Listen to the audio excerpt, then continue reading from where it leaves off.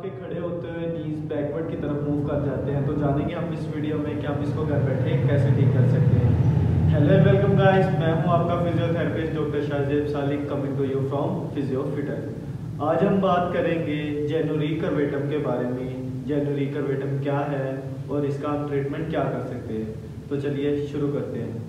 जेनुरी कर्वेटम mostly तौर पे जो सा है वो फीमेल्स में ज़्यादा होता है एज़ कम्पेयर टू मेल, और इसकी सबसे बड़ी वजह ये है कि इनका वेट ओवरवेट होने की वजह से या फिर हार्मोनल इम्बैलेंस होने की वजह से या ऑस्टियोपोरोसिस की वजह से इनके नीज जोन से हैं वो वीकनेस में जाने की वजह से, जॉइंट कैप्सूल वीकनेस में जाने की वजह से इनके नीज जोन से वो पीछे को जाना शुरू कर देते हैं।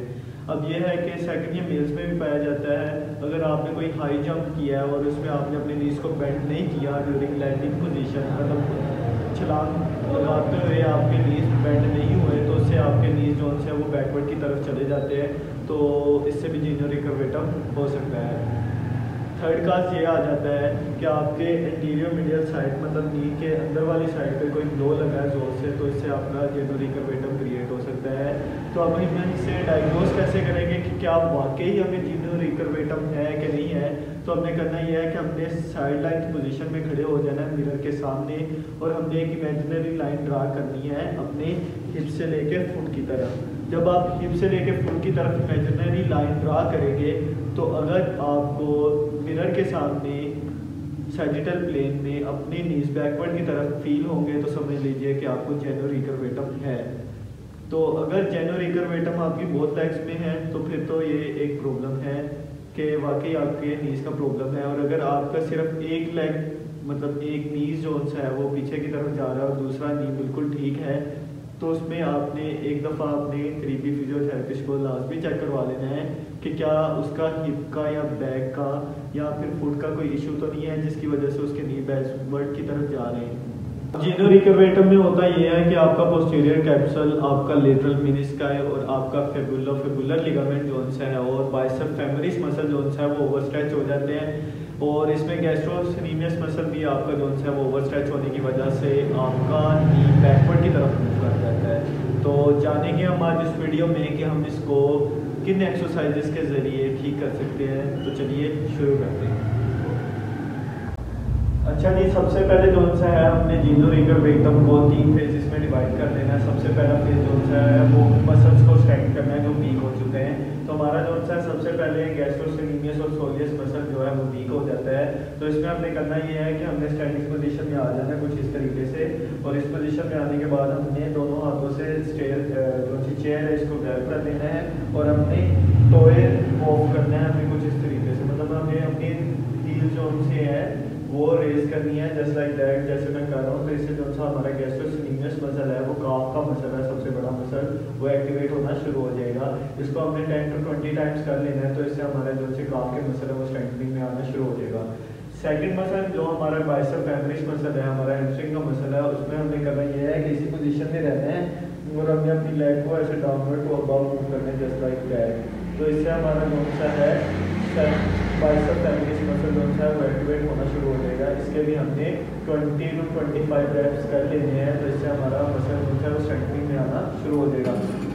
थर्ड एक्सरसाइजेज जो हमने कर लेनी है दैट इज क्वाड्स का मसल, जो हमारा बीएम मसल है जो हमारे medial side of the quads पे पड़ा हुआ है, उसको हम एक्टिवेट करेंगे। उसके लिए करना ये है कि आपने बिल्कुल एज ऑफ द सीट पे बैठ जाना है, कुछ इस तरीके से अपने दोनों हाथों को ग्रैब कर लेना है नी के जरिए, अपने नीज को दोनों हाथों से ग्रैब कर लेना और अपने फुट को डोर्सिफ्लेक्शन में ले जाने के बाद थोड़ा सा फुट इवर्जन में जाए और हमने इसको ऐसे मूव करना है जस्ट लाइक दैट, जैसे मैं मूव कर रहा हूँ। इसे हम कहते हैं टर्मिनल नी एक्सटेंशन। इसके हमने 25 to 30 रेप्स कर लेने हैं, तो इससे हमारा जो सा बीएम मसल है जिसे हम वास्टिस मीडियलिस मसल कहते हैं वो एक्टिवेट होना शुरू हो जाएगा।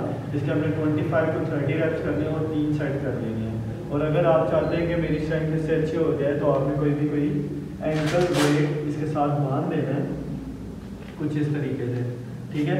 एंकल वेट बांधने के तो उससे ये होगा कि आपका मसल जो है वो स्ट्रेंथनिंग में आना शुरू हो जाएगा।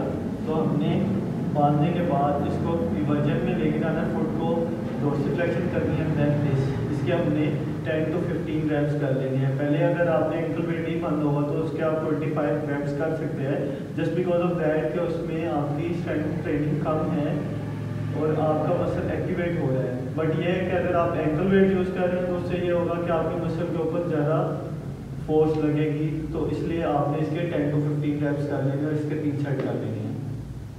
फर्स्ट फेज में फोर्थ एक्सरसाइज जोन से अपनी करनी है, दैट इज सेमी स्क्वाट। इसमें अपना करना ये है कि अपने जोन से फुट है वो दोनों एक दूसरे के बराबर हो। आपने इस पोजीशन में आ जाना और आपने हाफ स्क्वाट्स लगाने, जस्ट लाइक दैट। पूरा नीचे नहीं बैठना, जस्ट ओनली हाफ स्क्वाट, इसे हम मिनी स्क्वाट भी कहते हैं।